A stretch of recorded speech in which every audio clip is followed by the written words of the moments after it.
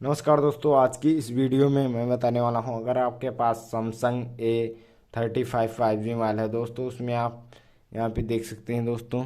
अगर रिंगटोन को चेंज करना चाहते हैं तो कैसे चेंज करेंगे दोस्तों। आपको सेटिंग को ओपन करना है। ओपन करने के बाद आपको साउंड एंड वाइब्रेशन पे क्लिक कर देना है। इतना करने के बाद आपको यहाँ पे देख सकते हैं दोस्तों रिंगटोन, इस पर क्लिक करेंगे। इस पर जैसे ही क्लिक करेंगे यहाँ से बहुत सारी रिंगटोन आ चुकी हैं, और जिनको आप लगाना चाहते हैं उस पर क्लिक कर सकते हैं। ये आपकी रिंगटोन लग जाएगी दोस्तों। अगर वीडियो पसंद आए तो वीडियो को लाइक करके चैनल को सब्सक्राइब कीजिए।